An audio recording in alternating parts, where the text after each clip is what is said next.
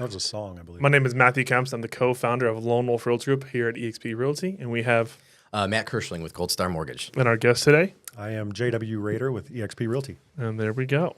So today we're going to kind of dive into JW, what his real estate career has been like from basically two different territories that he's already served, where he started, how he got into real estate, kind of what you're doing now, what you're loving about it, and then we'll just kind of dive in. So let's start off with who's JW in a nutshell and go from there. Yeah, I am well, first of all, thanks for having me. This is super cool. You guys have a great setup. I've watched a few of these. You guys do cool stuff. I am a Midwestern kid. Grew up in a small town outside of a small town outside of Kansas City, Kansas, on the Kansas side. For those who know, there's KCK, KCMO. I'm from the KCK side. So very small town kid. And as soon as I got the opportunity when I was growing up, I gotta find something just a touch larger. So ended up going to the University of Kansas, spent my 5 years there, was a super senior. And shortly thereafter, realized the only real skill set I had was sales. So what do we like to sell? What are we going to do? And got into real estate shortly thereafter. I was a relatively young kid getting into a business that helps people with some of the biggest decisions they ever make. But luckily for me, I came from a background that I took that seriously, and I took that challenge on, and was able to build some things with the help of a whole heck of a lot of people in the Kansas City market. And now moved on to Austin, and we got here 2023. So new endeavor. Love it. How far were you from Blue Hills? Oh, Blue Hills Country Club? Yeah. Not at all. 5 minutes from my house. Okay, that's the last time. That's right there, state line. Yeah. I was right. There's a Corn Fair event there. Yeah. And I had a buddy who Mondayed in, and I went up there this past year and went to go caddy for him. So here's the difference between me and you. You can get onto a course like that and play it. Like they were like, hey, maybe you get on a Muni, JW. You know, maybe go hang out over there. That's for the record. I wasn't speed, playing that week. The bag was on the back, but we'll just see how far you were, because I kind of like sort of learned that whole portion of the KC side. Yeah. Okay, so when you started in KC, did some real estate there. How long were you selling real estate in KC? I was there from 2014 until we moved here in 2023, so 9 years. Okay, and then when you moved here, did you jump right into residential sales as an agent, or what did you do? Was there anything you did before? Yeah, it's interesting. So when we first moved here, we weren't sure how long is Austin going to be home. What does the landscape look like? How do I get on my feet under the ground or on the ground? As someone who had built a relatively successful business, I had just left one. I had just left that business. And so the idea of starting over was kind of daunting, especially in a brand new community where I didn't know anyone. Yep. So I still had the passion for real estate. It was still what I knew. I loved it. So I actually went to work for a builder for about a year. In that year, we found, hey, Austin is going to be home. We really like it here. We're enjoying ourselves. My wife's opportunity is going well. So why don't I get back to doing what I do, which is assisting clients and working for myself? I think once you've gotten a taste of that and you've had some sort of any sort of success with it, I think we can all agree it's really hard to go back to working for someone else. The thought of it was really difficult. Yep. In practice, it was even more difficult. So I got back to what I was doing here in about the last 8-9 months. Love it. So what are the major differences that you noticed as far as real estate is concerned coming from Kansas City to Austin? Well, Texas is different, and people told me it was going to be different, and I think proudly different sometimes, right? Yeah. It's everything. You're starting off in a brand new market, but also even just like forms, simple stuff that I took for granted. I could give you, if you put a Kansas City contract in front of me right now, with my eyes closed, I can fill it in. Right. So it was just those little things that I didn't even know that I was going to be taking for granted. But by far and away, the biggest thing that anybody has to come to deal with when they're coming into a new market is just how quickly can you learn the ebbs and the flows of that market, what's going on, and how quickly can you focus on what's happening on like a hyper local. From like a hyper-local standpoint, because to me that's where real estate happens. Like we talk about the Austin real estate market, but you guys both know how many real estate markets are contained within Austin itself. Right. Thousands, right? Yeah. Because you can't talk about.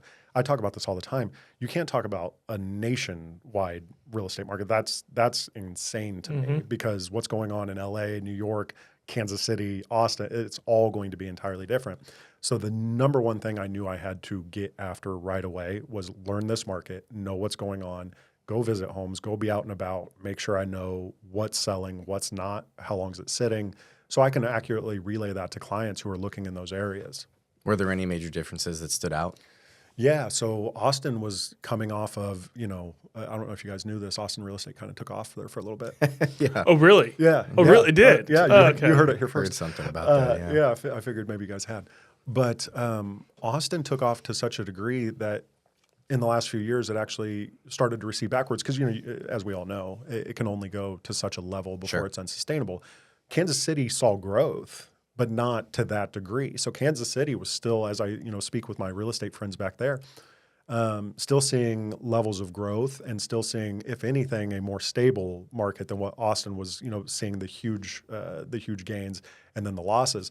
So I was coming into a market for the first time since, my goodness, probably 15 or 16, where we would classify it as, at best, a balanced market. I had only worked in sellers markets for the last, 7, 8 years, probably. Right. It was only when I first got into real estate that we were dealing with, a more balanced or even a buyer's market.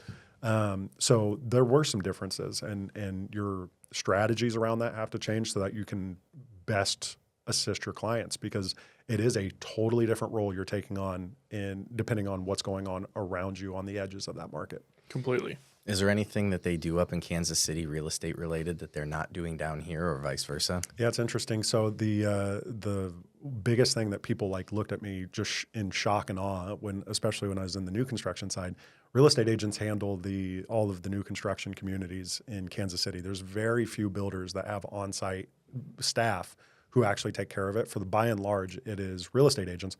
So that was something that I actually did as well. I made a lot of really good relationships with builders, developers, and was representing full communities. So I might have in one community 5 or 6 builders who I represented all the product for them in that community. Let's get that down here. I loved it. Honestly, it made so much sense to me. I understand why builders want, control over their processes and things like that. But we also know it adds some clunkiness, and you don't always know exactly who you're dealing with, with some of the builders. Some of them, awesome, great people, some of the best new home sales associates around I've met in my just year here. But by the same token, as an agent, yeah, absolutely. I would love to represent some of the new construction, because it is such a driver of what's going on in Austin real estate is the new construction. Completely. I'll give you an example of one of the things I was thinking about from Cleveland to, Texas is title is totally different.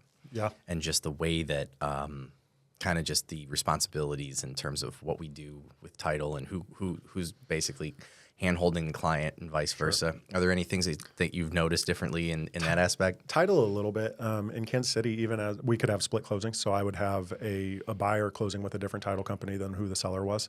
Not so much a thing here. Doesn't look like No. as I was working through first time I was like, hey, we're going to close with such and such, and they're like, no, you are not. Right. So that was a learning curve for me, because I think we all get like this. We have our people who we trust. We know we're going to shepherd us through the process with our clients, and it's going to go well. So having to learn that on the title side has been a little different. Interrupt. When you were doing your closings in Kansas City, did you go to the title office, or was it always notary? Yeah, it was title office. Okay. So yeah, that part was similar. I'm still at the title office, letting the closer kind of do their thing. Ohio is usually mobile notary. Really? Every time, yeah. Yeah, see, it's everywhere's a little bit different in our real estate game, and That's why I was asking. No, it's really interesting, because when I talk to other agents, I've found this transition to be valuable in so many ways, to kind of almost go back to being a brand new agent, because it gives me such an appreciation for what new agents are going through, or anyone transitioning, because to a new market, because there are subtleties that we take for granted when we're comfortable in our market, when we have a way of doing things. And I think it has really made me much more appreciative of that, and much more understanding of what other agents are going through, and better able to help them through that. Because, in my role, I've had so many great mentors as I've gotten through real estate. I try to be that as much as possible to other people who are coming along the way, and understanding and empathizing with where they're at in their journeys, and what struggles they may be having that I didn't even know were a struggle. It's just something that was always the way I did it. It's super valuable. That's what'll make you a good guest. I mean, on this podcast, just for the record, and I know we talked a little bit about it before we jumped on, but we're constantly trying to figure out ways that we can, just better the real estate community in general. And I love that you kind of have made mention that here we had a 9-year agent parachutes into a market where he doesn't really know anybody and quickly identifies that there are things that you take for granted. Because the episodes are going to come out, but we've sat here with a lot of top tier agents who, have been here for 20 plus years. And they're super successful and they're hardworking and they're doing all of the things. But to your point, I think that sometimes we forget just some of the things that we have as far as luxuries of our business. If you've, number one, been here for a long time, and number two, if you were, born here, for example. So I feel you. You have that a lot in common. And as you're moving forward, it'll help make you a better mentor because not only are you able to identify those things because you're going through it, but it makes you qualified now. You know how many agents I talk to that are new that are kind of expressing some of the things that you're making mention of right now, but even though they're new, they went to high school here. Yeah. Right? It's like you could write a list of 150 people that you know right now.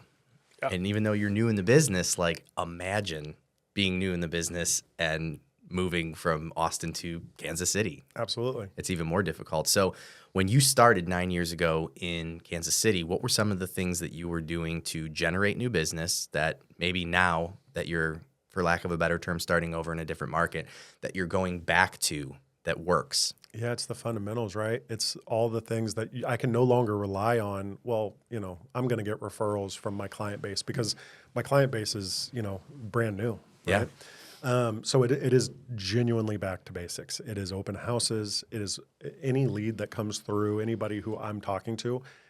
It's follow-up and it's provide value. And it's if somebody's in my database, I'm looking and reaching out with ways, how do I make your experience with real estate better? That was always something I felt like I was really good at. But a lot of times I was working by referral. So it was a lot more organic because these were people who I'd already had relationships with. Maybe I'd already sold them a house. And so it's easy to find excuses to reach out to those folks. Sure. Where it can be harder is I met this person at an open house for 5 minutes and now, what am I going to do to provide value to them? And so I've really honed in on some of that. In terms of lead generation, things like that. This guy across the table from me has me working on some things that I'm going to give you one more here in a second. A little bit out of my comfort zone and not something I've done in a long time. But, genuinely just being on the phone with folks, getting in touch with people who have raised their hand and say, hey, I'm interested in real estate. And honestly, that was I wore it as a badge of honor. And I think a lot of agents get this way. You'll hear people say, well, I've done X amount of business and I've never made a cold call and I've never, oh my God. And I've never bought a lead. We talk about that on the podcast all the time. We've all heard it. And that's fantastic. Why is that such a flex? That's great. But why is that better than the person who's like, I've done X amount of business and I did it all off cold calling and I did it all off of buying leads? I don't know. It's the exact same. I have a conspiracy theory in terms of why. Because they're selling something? No. I think it's a combination of things. I think number one, I think the main reason is that it's a learned behavior. Yep. I think that when you get into real estate, the people who are at the top of the food chain are in a situation where they aren't taking any kind of cold calls or anything along those lines. And it's a learned behavior that they learned from somebody that they looked up to at one point in time. And then the second piece of it is, and I don't think it's intentional, but it's definitely there, there's always an underlying kind of incentive to encourage other people, whether it's downline incentives or just to wave the banner of whatever brokerage that you work for. If you're recruiting somebody brand spanking new who doesn't even have a real estate license, it's a pretty good sales tactic to say, hey, you don't have to cold call. You don't have to do any of these things. And now I'm like, man, maybe I could do real estate.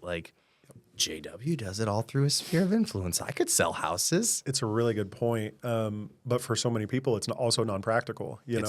I used to tell for people, almost everyone, it's non-practical. Exactly. And, I used to tell when I would sit down and interview folks, when I had a team in Kansas City, I would interview and the reddest of red flags was, well, I really want the flexible schedule. And I was like, well, you can have the flexible schedule and make no money doing this, but you'll be very, very flexible in your schedule and your ability to do things. And so I think people gravitate towards this industry because they hear things like that. And it's like the reality of it is not difficult work. I've done difficult work. I'm sure all of us around this table have done difficult work. This is not what this is. What it is stuff that a lot of times people don't want to do. They don't want to pick up the phone and make those uncomfortable calls. And they don't want to do the market, research to know the market in and out. Drop what they're doing in the middle of doing something else. 100%, 100%. So I think yeah, you're right. You probably incentivize people to say, hey, I could do that and this is the place to do it. But I don't want to bring on the people who are trying to find their way in, that it only works if there's a shortcut or if there's an easy way, because I've found that there isn't. Even restarting for myself with all the knowledge I've accumulated in my years, it has not been easy to restart. And it took me kind of really being honest with myself and be like, what are we doing to actually generate? What are we doing to, put ourselves in a position to have clients? And the answer for the first couple of months was like, oh man, I've kind of been doing the same thing I've always done, which is just reaching out to people I know. And, and I'm like, I don't know enough people here to make that a viable business model. So I think when we sell that as the bill of goods to like a new agent who might be coming on, we're setting them up for failure. Mm-hmm. Well, and not only are not only has the real estate industry convinced potential new agents of this, but I think the NAR lawsuit settlement speaks volumes in regards to what the real estate community has convinced the general public of. Yep. I mean, you had a jury of peers that decided that you guys are overpaid. Yep. Facts. And anybody recall what the attorneys got paid on that? Oh yeah. I mean, but again, forget about the money. Think about it. And this is something again that gets talked about on this a lot, where there is just something about real estate. I think it's half of it is like a recruiting sort of situation, and the other half of it is, well, you guys make it look easy sometimes, and that's a good thing. That's awesome. I did a great job. Yeah.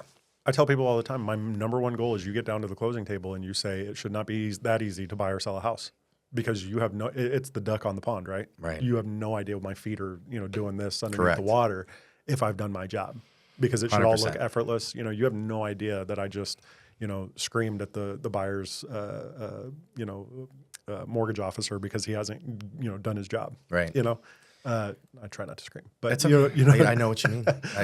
When you're so frustrated because you're like, I just can't get what I need from this other side. And to my clients, hey, we're doing all the things. We're making sure we're reaching out to all the right people. But on the other end, I'm just like, man, I really wish we could work with some folks who are going to do their job on the other side of this thing. There's bad reps out there in all industries, right? Yes. So one of the things you said specifically that we try to touch on is like, who buys homes, right? People. And the more people that you can be in front of, the higher probability that you have of selling a home. Sure. I mean, right? Isn't that just kind of basic mathematics? Math works on my end. Math equals data. Data equals decisions. Emotions make decisions. So we have conversations with agents all the time, Matt and I, just for the record, because we did not talk about this. I mean, I told you, my big thing as a lender is I try not to, I've got that locked down. I've been doing it forever, really good at what I do. We try to figure out ways to generate new business. And when I talk to a lot of agents, one of the things that I identify when they talk about their sphere of influence and referrals and this and that, we start to really tap into like what they do and who they're talking to. And I've identified that the majority of people and agents have what I would consider to be a pretty small sphere of influence when you really break it down, right? And I ask agents, like, what are you doing to get in front of more people? Just people. And so you've mentioned open houses. You've mentioned, maybe connecting with past clients, but like, is there anything else that you're doing that seems to be working that just gets you in front of more people? Yeah, so two things. You have to make the calls. So, one thing I've really started on recently, again, thanks to this guy, is like the expired phone calls, reaching out to people who have held up their hand and said, hey, this didn't work for me. I had a really great mentor who, before I got into real estate in another version of sales, and I think we all have, to some degree, some of us can put it away. And the ones who don't have it at all are, and then like, they're shocking to me and like their ability to do this. But we all have that thing of like, I don't want to come across as like Mr. Sales Guy. Sure. Right? Like the ones who don't care, like good on them, because that's awesome. But I had a mentor once tell me, and it stuck with me, and it's something I try to pass along to people I work with. I'm not trying to sell you something. I am prescribing a solution. He goes, I view myself, I have a patient who comes in, I'm a doctor prescribing a solution. And whatever that may be, and really to me, the way I look at that is as long as I'm leading with what is going to be the best for the person I'm on the other side of the phone with, I'm not putting me at the center of that anymore, where I'm like, I don't want to come across as salesy. It's like, I'm not trying to sell them anything. I'm trying to help them solve a problem, whatever that case may be. So that's something that's been helpful for me getting over that hurdle of making those calls.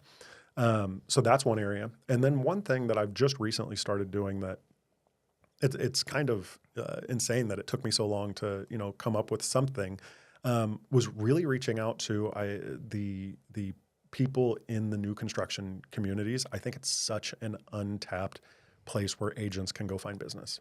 Okay. I think agents look at those and they say, well, they've got somebody. There's agents in there all the time.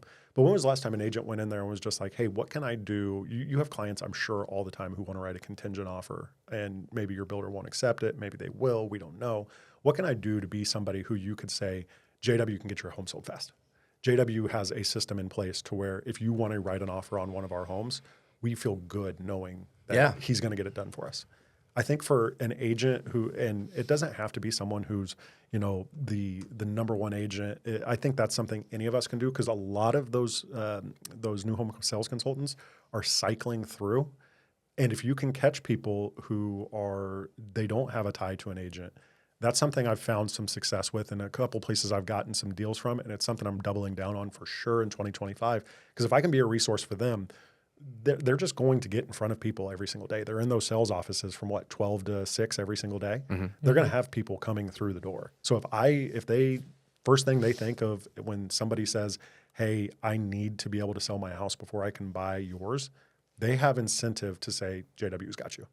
So I think if anybody is looking for a place to start and looking to educate themselves further in new construction, be in those offices, be meeting those people, and be a resource for those people.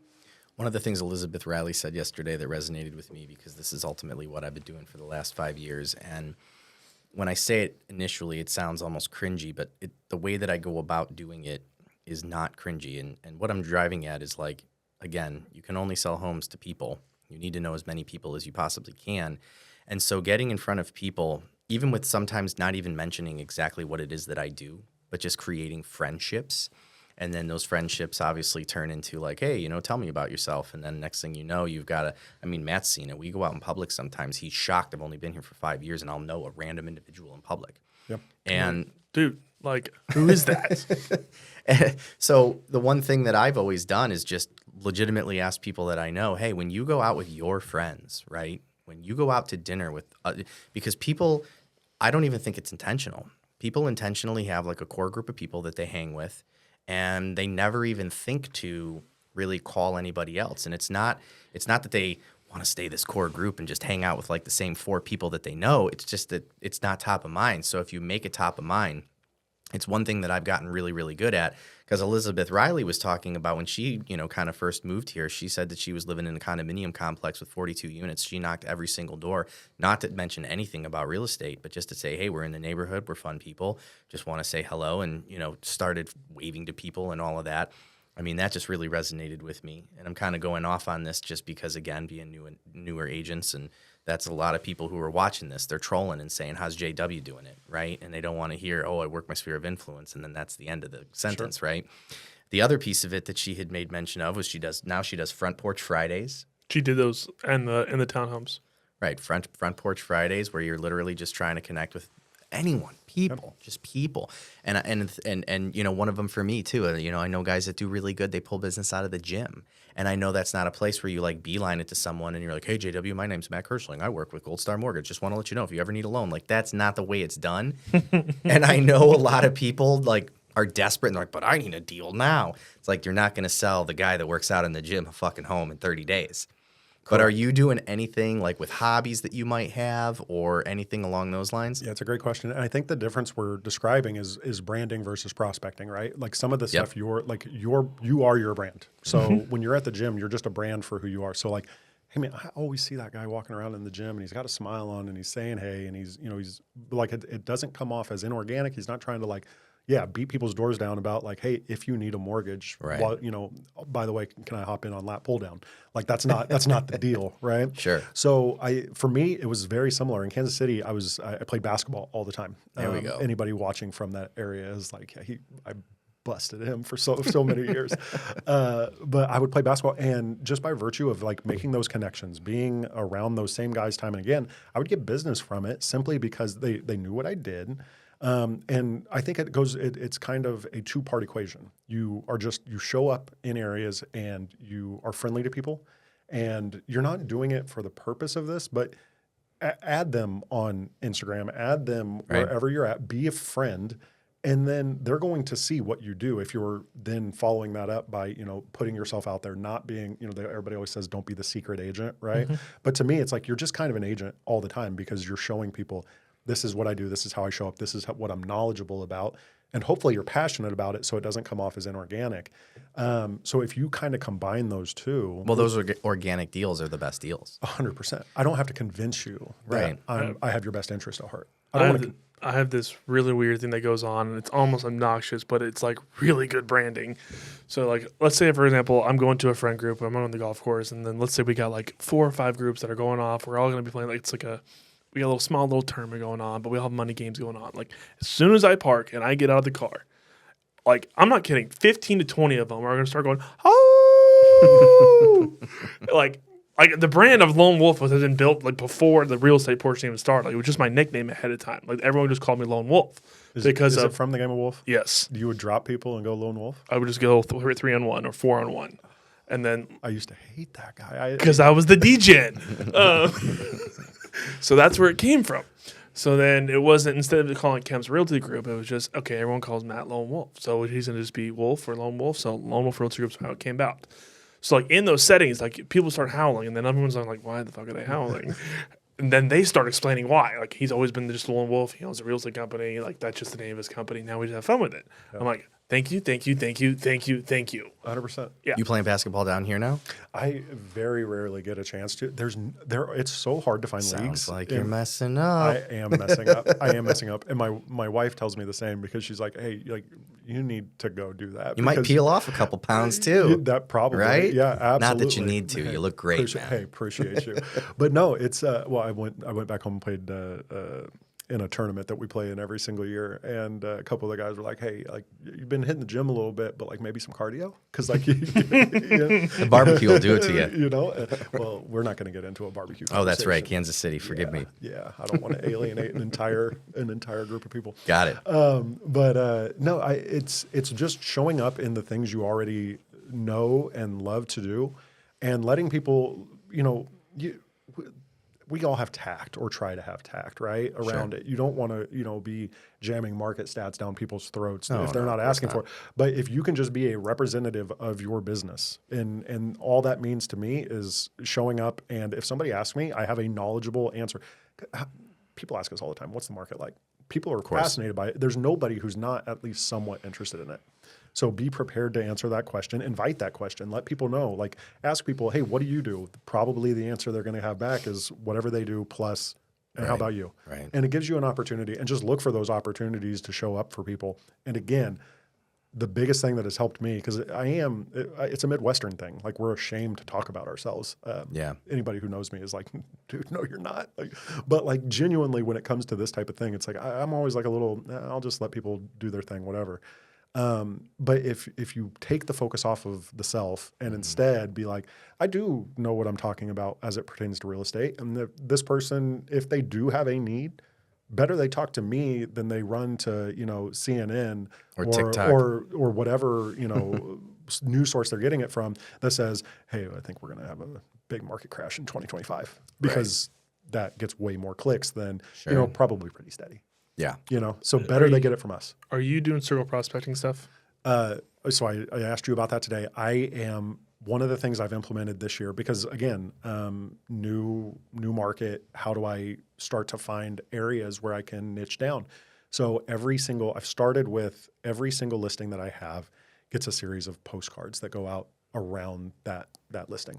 So once it gets listed, I'm letting people know about it. Once it gets sold, we have some cool. There's one that I'm really fond of. It just says in big bold font. It says, "Did you hear about your neighbor?" And it doesn't have any of my branding. And then on the back it has a QR code that says, directs them to what happened with their neighbor's house. How did we sell it? What did we do? What was the process like? And then that continues on for a year. So on every single listing, because really what I'm trying to do is give proof of concept. Hey, I've sold houses in your area to, the whatever it is, the 250, 300 houses closest to the one I just listed. So yeah, I think it's a big part. And I read something the other day where people get 130 some emails a day or some ridiculous number. Yeah, email's kind of dead. But they get like 5 pieces of mail a day. So Right. it's like, where can you show up that's a little bit different? And it's pricey, Are you but calling too? that's something you've told me to start. Okay, so I'm going to tell you that's the hack. So when you circle prospect, first of all, you're letting the neighbor know about what just happened to their neighbor. So their home sold. I can disclose the data over the phone. Hey, we were able to sell their property for $1.3 million. It's your neighbor. They're about 5 houses down from you. Curiosity, we got a few other buyers who are looking around. JW being one of the guys who showed that property. We have other agents that are kind of looking, and they have buyers that are looking also in Cimarron. Are you considering, or do you know anyone else who's considering selling in Cimarron? Then they would say, well, I don't even know you. What's the objection here, right? And then prove yourself for a little bit. And he goes, hey, you know what? Totally understand. If there's any way you can recommend to me or how we can go about this, I would totally appreciate it. Part 2 of that, I have to do this thing where our client care program. On our client care program, I'm going to touch base with you every 3 to 4 weeks, see how everything's going with you, provide you some updates, and then every single end of the quarter, so 3 months from now, I'm going to give you a market update of Cimarron Hills. Is it okay if I add you to that list?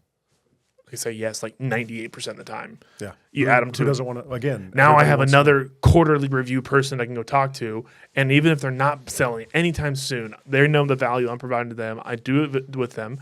And now I'm going to get referrals directly from them because they know what my process is like. Matt, you're a smart guy. John Dietz, not me.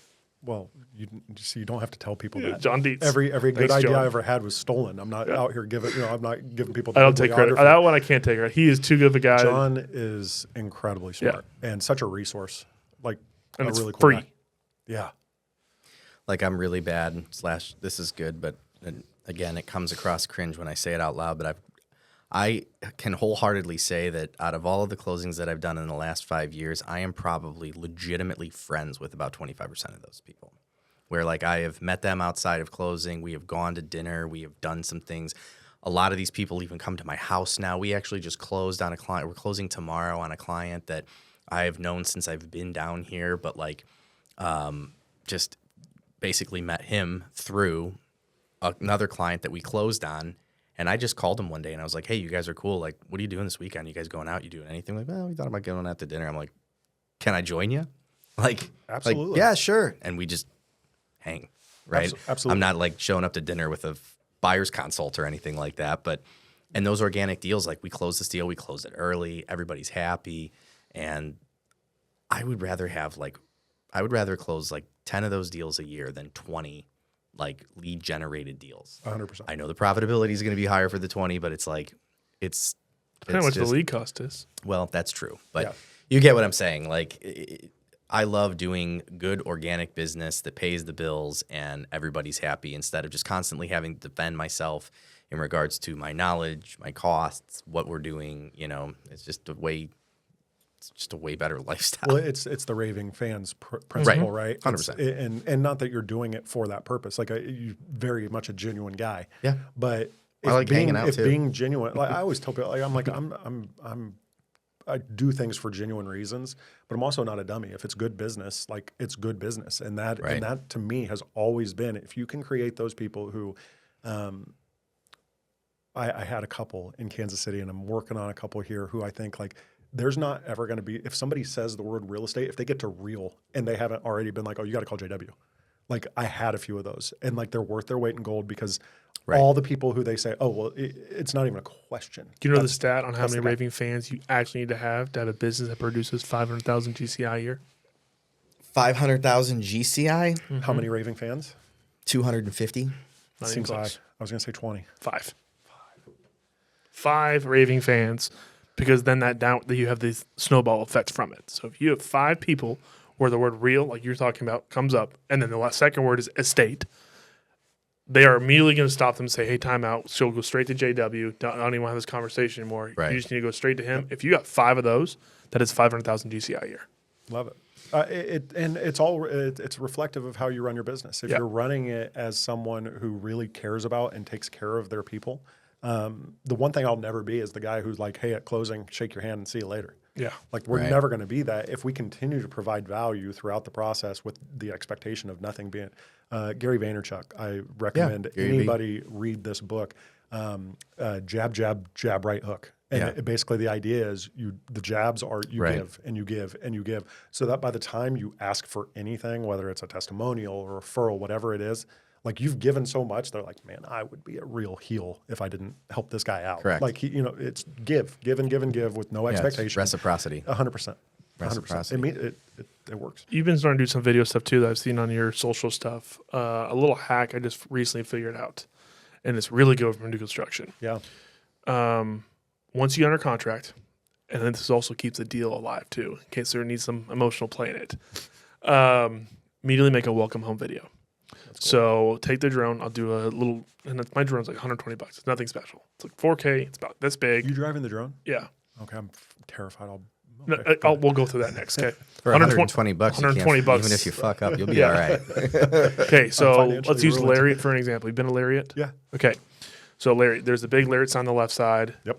I do a overhead view and kind of pan it as the welcome home, like featuring the neighborhood. Fly the drone through the Lariat sign. Yep. That's another. I just do that in fast, and I just make the speed a little faster on the edits. Yeah. And then I'll take a drone video, a pan in front of the house, their actual house, and kind of go left or right. And then I'll do one where I fly over the house to get an idea of what the behind view is, and just kind of a cool effect of flying over the house. Yep. That's the intro. Now I have a whole 3-minute video of me going through the entire house, showing them their entire house, getting them excited so they can refer back to it. And I'll say, hey, in the description of the video, it's a private YouTube video. Hey, this is what your house looks like now. I'm so excited for you guys to move in. If you guys need to refi in the future, your guy's right here. His name is Matt Kirschling, Gold Star Mortgage. Totally get where you're going, U.S. Bank, and that's just because the builder's preferred lender there. But in the future, if you want that same a great experience, here's my go-to guy. Also, part 2 that if you want to see what your house looks like before you put your furniture in and what it looked like before, and you maybe some changes, go back and refer to this video. Yep. Okay? Now, they're super excited. Like, they send me crying tears on the text message thread when I send the link. Like, God, we're so excited. Thank you so much for sending this. Now, part 2. That exact same video I just created now can be a tri-point home McKinney floor plan featured onto YouTube. Now I blast that out to every single person and play with SEO, play with titles, play with everything else. I create 2 videos with 1 video content. Yep. All I'm doing is changing text. Yep. And it is like my kind of like Q4 2024 hack. I love it, and I would you can add so much onto it. It would be the easiest thing in the world. Like I'm seeing a lot of people do really well with the kind of the testimonial video, where you throw that on there, and it's like, this is the house, this is what we did for our client. We were able to negotiate X amount. The builder gave them this.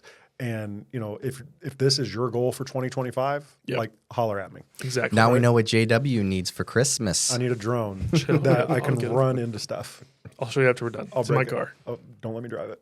You'll be all right. You think You'll so? be all right. Yeah. Okay. I've messed around with them. I personally don't own a drone, but, But the biggest pain in the ass about a drone is the batteries. Replace them all the time? They take, literally, you buy a pack of 3. They last 30 minutes. The one that, again, I have a $120 one, not like a fucking pimp This one. isn't the state of the art? Yeah. It's $120. I have 3 batteries. They each last 30 minutes. And then I'll go shoot probably like an hour of content maybe. And then all of a sudden I'm like, okay, I have 1 left. All right, I'll be fine next time. You know what? Let's not plug this one in. And then I'll forget about it. Oh, only got 30 minutes. Got to charge your drone. This is Gotta charge it. Same thing with my gimbal. It's like Exactly. if I leave it in the car, it's done. It's toast. Yeah. I love this talk though about things that y'all are doing as far as new business. Before I do this meeting, I have a little similar meeting that I do with 3 other branch managers for the lending space.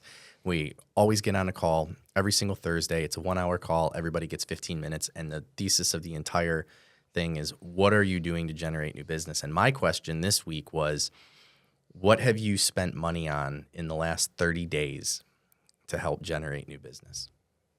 What have I spent money on to help generate? So a drone would be an example. Okay, well, I didn't spend money on that this last 30 days. Right. I'm saying it would be an example of an answer. So go right ahead and let me know what you've spent money on in the last 30 days. Well, there's a lot of things because I own a team, but leads, Right. software, The one that you feel like is working the best right now. Mojo Dialer. Mojo Dialer. Tell us about it. Okay, so basically I can now pull in expired data, withdrawn data. I don't really call withdrawns as much because we'll go that later. Expired data, for sale by owner data, and then circle prospecting neighborhood search data. Okay. Expired data, just how JW was talking earlier, I'm going to be calling homeowners who failed to sell their home with the agent they initially picked. And then basically ask them the question, are you still trying to sell your property? Yes, I still want to sell it. Okay, that's fantastic. I was able to bring you a full price offer. Would you still consider selling that property? Role play with me for a second. Sorry, say it again. If I brought you a full price offer, would you still consider selling your property? Yeah. Why don't you go ahead and write that up and send it over? Fantastic. I can't do that until I see your property. With that being said, though, if you were to sell that property and I was able to get you a full price offer, where were you moving to? Well, what we were planning on doing was upgrading. You know, we've got the kids are moving out. We've got some decent equity in the property. We want to downsize in terms of space, but I want to move to a nicer hoity-toity neighborhood so I can, look cool in front of my friends. That is awesome. I know making yourself look cool in front of your friends. That's a really big deal for you right now, right? Yeah. I mean, my kids have all moved out, and I'm getting old, and I'm bald, so I've got a lot of things I'm trying to compensate for. Hey, let's take care of that compensation. Let's There's a focus term on for getting this, you. Exactly. Let's focus on that compensation. How you need to look really cool in front of your other friends. Yeah. Okay. I would love to bring you that offer. Can we set up a time either today at 2:00 or either 4:00? What time works best for you so I can come take a peek at the house to get you that full price offer? Oh man, well, I mean, honestly, I'm not trying to get jerked around, but if you can get me a full price offer, I guess I could make time later in the day. Yeah, Sounds 5. good. All right, I'll see you at 5:00 today. All right. That's an expired call. Okay. And honestly, Matt was a little bit more of a dick than what I actually deal with. Wasn't gonna make it easy on you. We're recording here. So that's a little bit more dick. That's an expired call. Ultimate goal of that one, just be transparent for the agents who are watching. What I did there was asking if I can bring them a full price offer. I don't have the offer directly. What I am planning on doing, though, is I have a full listing plan of how I do get him that full price offer. And I set the expectations in the listing appointment with the days on market and what my actual plan is. Part 2 of that, I played with the emotion. I focused on the emotions that he was of what the future buy was to ultimately, because that's the reason why he's selling. He doesn't give a shit about selling right now. He cares about buying the next property, but he needs the equity out of that house. So I was able to get the equity out of the house to focus on the emotion on what he future wants. That's how I was able to set the appointment and go forward with Matt on the expired. I got a question. Go ahead. I didn't want to interrupt. If you're good. You got a thought. I got a question more as salespeople to bring to the table here. I want your opinion on. So time and time again, when we talk about like sales related stuff with real estate agents, one of the lines that I get on a regular basis is if I can get in front of the client in person, right, I'm going to crush it, right? I'm going to absolutely, they're going to like me. I'm going to be able to present and I'm going to be able to do all of the things. And my closing goes through the roof. 31% higher for the average person. Right. So I hear it all the time. And then when I start talking about kind of tactics or similarly to what Matt just did over the phone, why is it that I feel salespeople sometimes self-sabotage that they don't necessarily, they want to do the sale over the phone. They don't really want to do this like quick pitch like Matt did to essentially get in front of the client. What do you think that's about? Limiting beliefs. Why say 10 words when 20 will do? Like for most of us, like we do like to hear a certain amount of ourselves talk, right? Like because we think that's what it is? We think we have the answer. And Okay. I just want as quickly as possible to give you that answer to where you agree with me because we're trying to get to agreements, right? But the only thing on a phone call that you're trying to get agreement on is agreeing to meet, Right. Because it just can't happen. And I think it's just to me, it's just a misguided. Your priorities are switched. You're trying to make the sell. That's not your priority right now. Mm-hmm. You're putting the cart before the horse. So do you think it's the commission breath aspect of things or because again, what all Matt was trying to do was set an appointment, right? And I even gave him a hard time. And that whole role play took what? 30 seconds. 30 seconds, where if he had somebody that was a little more agreeable, he probably could have gotten it done in 15 seconds. Well, I don't even know if it's a commission breath thing, because I find myself falling into that trap of like, I have this knowledge. I want you to have this knowledge. You want a data share. I was so guilty of this, and I still am not trying to get better about it. He goes, dude, I swear to God, if you give me some more data dump, I'm going to fucking kill you. Well, and it wasn't until like last week on the John Dietz call where John, I was, I did exactly what you were just talking about, where I was like, well, let me tell you why, because I have the reasons. And I genuinely think that what I'm prescribing can help. But that's not the point right now. No. The point right now is to get in front of you to where I can really do it in the appropriate setting and actually let it have its maximum impact. Right. So I think it is just almost reining yourself in to say that is not my objective right now. And for me, it's when I hop on the phone, like with anything in life, what is my objective in this moment, and being really clear about that. And your objective is not to make a sale. Because we do these role plays with agents on a regular basis, and I'm always astonished at how long and how much shit comes out of their mouths when we're like, hey, just set the appointment to get in person. And then even when we kind of go through the pitch and they do it, once they're done, they're like, okay, well, I just want to ask really quick. So like, I've set the appointment, but the buyer just like doesn't 100% know. And they're like talking themselves out of why. But you just want to throw something at them and say, shut the fuck up. It's like, wait a second. You just told me, and it's so hypocritical, right? Because it's like, you just told me that if you could get in front of a person face to face, that your likelihood of selling that client exponentially increases. Yes or no? They're like, yeah. And I'm like, and now we're giving you an opportunity to get in front of a client by saying as little as possible with the intention of doing your whole data dump in person. And you're trying to tell me why it's like, for lack of a better term, like misleading. Yep. That you're misleading this buyer or seller right now by just saying, hey, if I can get you a full price offer on your property, would you be interested in selling? Yes. Great. I'd like to come by later today to go over some of the information. I do have a couple of potential buyers, which isn't untrue. You work for an organization that has thousands and thousands and thousands of buyers. Yes or no? There's a buyer for that property. 100%. 100%, especially when inventory is at a what? Historical low? I mean, high? Inventory is at an historical low. No, we're not. Historically. No, we're not. Well, we're at 6 months right now. That's average. That's an average? Yep. Okay. So we're at an average. Well, it's kind of like with interest rates, right? Historically, interest rates are low. It's just like if you look compared to 3 years ago, everybody's losing their minds. I see what you're saying. You know what I mean? But to your point, again, it's not. There's a buyer. 100%. There's a buyer for that home, right?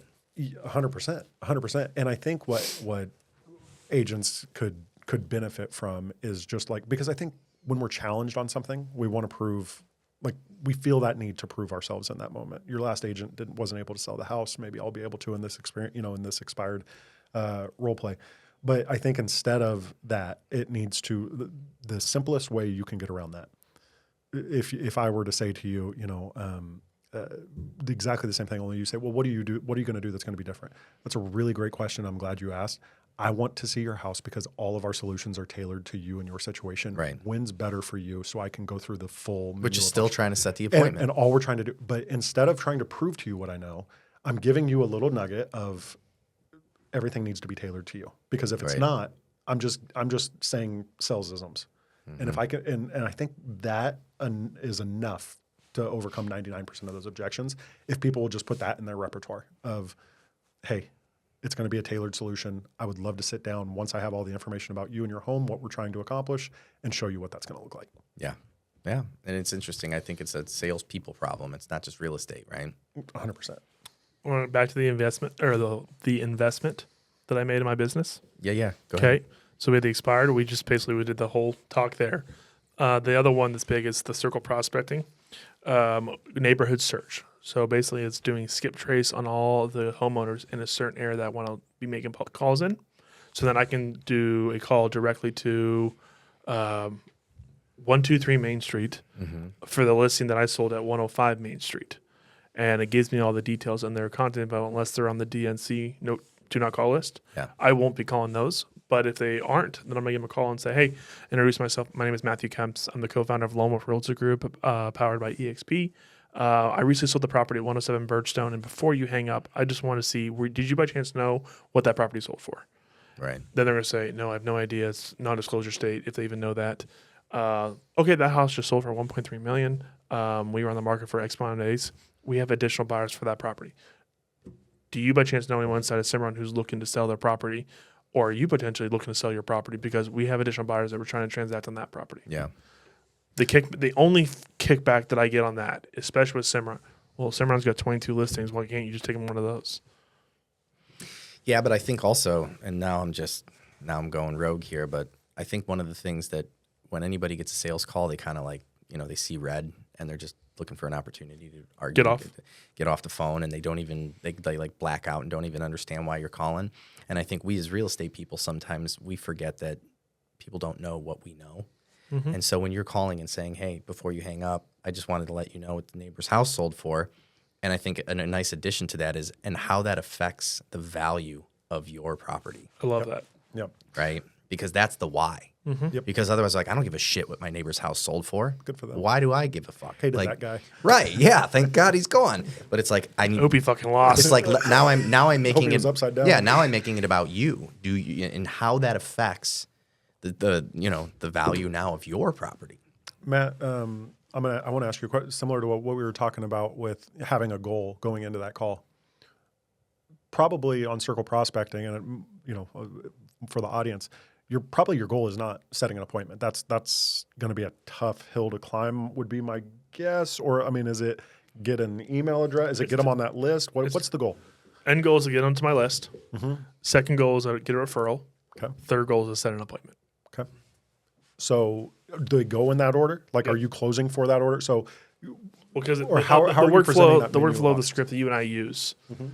First, at the end of the call, I asked basically three different questions. So, start of the call, I actually asked the first question: do you by chance know anyone looking to sell in Cimarron Hills that this buyer could transact on that did not close on this property? Yep. First, I find out that's a referral.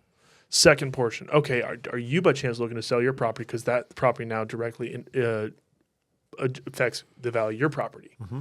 No, I'm not looking to sell. Okay, would you be okay if I added you to our database where I keep you updated on your property's current value, do a quarterly review with you, and just touch base with you every 3 to 4 weeks? Would that be okay? Fantastic. Cool. Now you're part of my database. It's a newsletter. Yep. Newsletter, and I give them a call. Every 3 to 4 weeks. Yep. Wow. Okay. I just set the task in CRM. I had that task pops up. I got to call John Smith.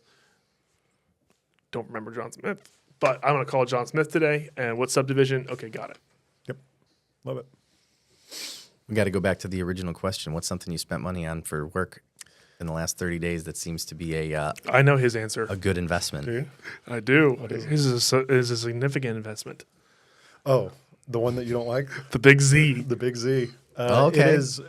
Again, The big Z is sometimes a necessary evil. Listen, we go back to dirty well, it's girl. where people start. Yeah. I don't mind the big Z. It's just got to be handled correctly. 100%, and it's a part of an overall strategy. I don't want it to be my full-on strategy, but as long as it has an ROI, and let's go, because all it is to me is how do I get in front of people, show them the type of care I take care of the type of care I show to my clients, the type of process that we run through, and the fact that it doesn't end, like we said, with a handshake at closing. Right. Because what that is to me, I'm not buying a transaction, I'm buying a referral partner, someone who's going to time and time again, because it's not, if you treat it as churn and burn and I need them to keep me fed. I need Zillow to keep me fed. So the way that you're doing it is the healthy way of doing it. So like we're talking about Zillow. The way that Zillow that you're handling, there's two different ways. You either work Zillow Premier Agent where you purchase zip codes, or you do Zillow Flex, which is referral based. Yep. The way that you're doing it, you have a cost per lead basis based off how many leads you receive and how much you pay per month. To me, that is, I am paying for more connections for more people to get in front of. On the Zillow Flex referral portion, we've already basically almost pre-qualified these for you. They're really hot leads, but you're going to be paying us anywhere between 35 and 45% as referral fee. Okay, so now my commission on an average commission in Austin, Texas is right around 15 to 13.5 thousand. Let's just call it 15. 7,500 almost is basically my commission. Now let's take is how good was the relationship compared to what you're doing where you're paying for the zip code X amount per month. Now my cost per lead is X. Yep. Wow, I'm making way more money doing that than I am on the Zillow Flex platform. Yep. The way that you're doing it, I actually like it. It's an additional added revenue, like you said, for your ROI. I'm going to get killed for saying the Zillow Flex app just does not make sense for an agent. I'll tell you the only thing that you're missing. Okay. The Zillow Flex thing does work And it's if you have a long-term mentality and you are continually staying in front of your past clients. I'm And that's I'm basically working for 1.5% though. No, I understand, but that 1.5% is what you're making on that initial deal. But if you're getting referrals or you're getting a repeat client out of that, you're getting full boat on that. And it goes right back to what I've been saying the entire time where like, no joke, I have friends now that we received from Zillow leads. Like I call you right now, not as a lender, like right now, let's get beers. You want to go to a concert? Same. And when anybody mentions lending and when it's just LEN, as you guys put it, that I'm coming out. And that all stemmed from a Zillow lead. And I think that sometimes we are twofold. Agents are terrible with follow-up. So if you're burning turning on Zillow, you're fucking up. And number two, agents have a really difficult time looking 3 to 5 years down the road. So like when, agents beat their chest and go, everything's from my sphere of influence. It's like, you never did leads ever. And they're like, well, in the beginning, exactly. Where'd the fucking sphere come from? Like, 100%. Be humble. 100%. And Matt, to your point, like when I was in Kansas City, I exact same tune as you. It's not something I want to be a part of. I'm not going to pay somebody a percentage on the back end. I'm not going to do it, right? New market, new me, right? Yeah. So here I am, and I'm like, even though I'm paying the leads on the front end because I hope you got somebody helping you out with those. What's that? The cost. Yeah, right. Right. We'll chat later. Please. But when I look at it from my end, I can justify the front end cost, and I'm fortunate to be in a position where we're able to do that. But I also now brand new agent in a market. I'm like, you know what? If like I didn't have the dollars to put up front at it, I'd probably pay Zillow the 45%, the 35-40%. Right. If you can get to a team that allows for it, or even if I was an individual, well, yeah, because like Zillow Flex, you can't get onto it as an individual agent unless you're doing way. Yeah. But yes, and then graduate from it and just use it as that launching pad. Again, it's this change has given me such a different perspective of like reminded me, and I have 10 years is a long time. I'm I think sometimes relatively young still, but I've been doing it long enough that I had forgotten some of that startup and how difficult that can be. So again, for those listening, do the things that are going to be a return for you right now that are available to you right now and just do the hell out of them. Whatever it is, just do the hell out of it. And then graduate to because for you, it doesn't make any sense because you can spend the front end dollars and it's going to have a better ROI for you. But for others, like if it's what you got to do right now, do it and do the hell out of it until you can run your business the way you want to. I have to humble myself for a second. I made the lateral move to do a Zillow Flex team last year when the market was tough and I didn't have the funds to go be able to do that. I was actually at a broker's that provided that. Yeah. Where it was a Zillow Flex and my commission, I make $4,700 average on my commission. Yep. And I was like, okay, I got to do 5 or 6 of these a month and make shit kind of rock. Okay, now I'm building more clients. Now I'm building more referrals. I need to make sure the relationships are really good. Let's go do this. And then when I get out of this quote unquote minor hole, let's then get out of this as fast as we possibly can, but use the opportunity while I have it. 100%. 100%. And I couldn't agree more. And I think Zillow, people are going to think I'm crazy like you. I actually think it's a great place to get the type of people who will refer you to everybody. Because why are they on Zillow? Because they don't probably know an agent all that well. They probably think they're reaching out directly to a listing agent because they're sitting there going, okay, I just want to go in this house. I don't want to try to find an agent. I don't want to do all that. And then you blow them away with what you do. Correct. I think it's actually one of the very best places to get one of those raving fans because they've either had a bad experience with an agent or they have no experience with an agent. And I get to be I'll give you another one. The one that blows them away. Agent Finder. So you pay a referral fee of 25%. Yep. They will, the more, it's like, do you ever do Op City?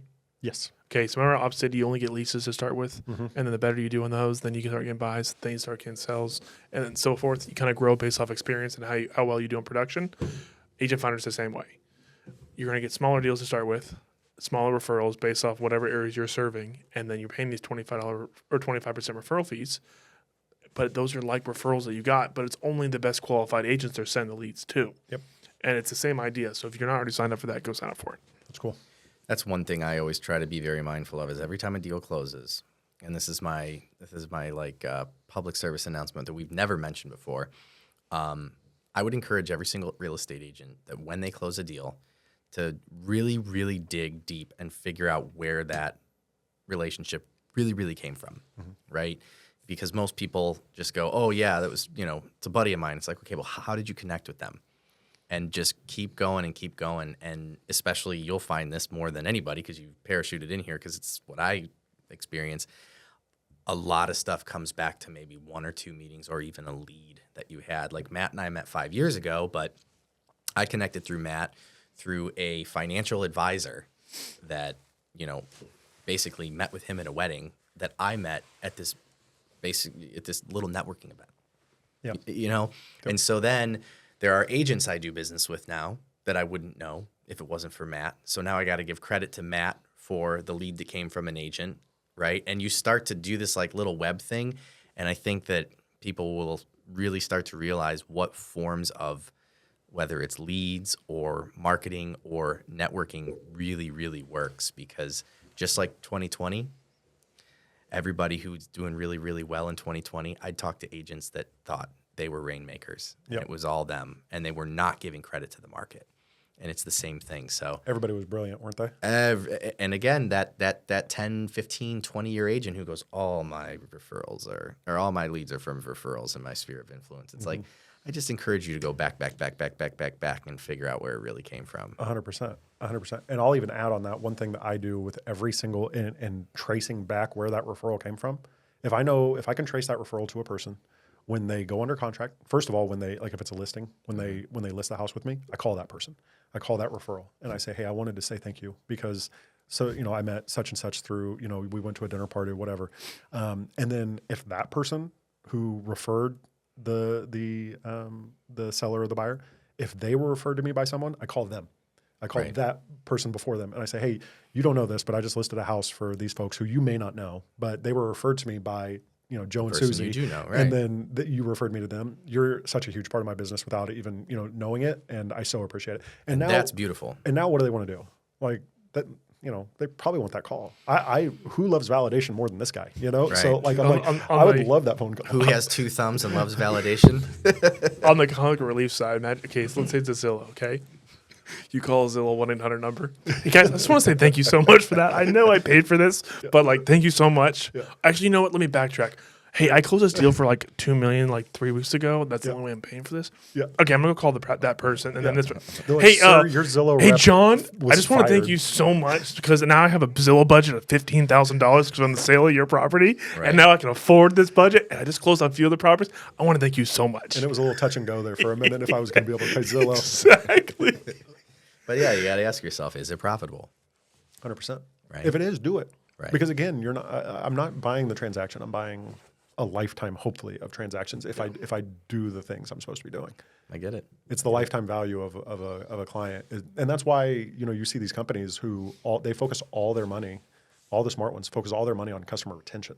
Yeah. Acquiring new customers is great, but it's usually more expensive and less certain. Yeah. So if you can be one who, once you have one, you keep them and you continue to foster those relationships, I've seen it time and again. Every successful real estate agent I know is awesome at that kind of thing. Yeah. Yep. Dig it. How are we on time? I got to roll. All right. Well, that's enough of me. It's not just that. It's not just that way. I tell everyone who comes on here, coming to the podcast is like going to the gym. You cannot go to the gym one time and work out and expect to, see results. So we'd love to have you back on. I tell everybody, try to get on here at least once a month. This is the one where we just kind of introduce. We kind of got into some topics, though, which is good. Mm-hmm. You did a good job because normally we just kind of talk about you, but we talked about some things that, are going to help other agents, I feel like, in terms of figuring out what they're now doing. we're talking about me. I don't like that for your listening audience. So I'm glad we did. Thanks, bud. Anything else we need to know before we cut it off? Man, you guys are killer. This is cool. Giving back to, like I said, I've had so many people give to me as I started my career and now as I restart my career. And that's what you guys are doing. And I think it's hugely valuable because there's so many people out there who need to, get different perspectives. Maybe it's not mine, but maybe it was Elizabeth Riley who came before me, or maybe it was Brian Copeland who was on the show before me. But hear from people who are doing it, and you guys giving that audience is really cool. Love it. Thanks. Appreciate having you on, man. Appreciate you guys. Look forward to seeing you again. Likewise. Thank you. All righty.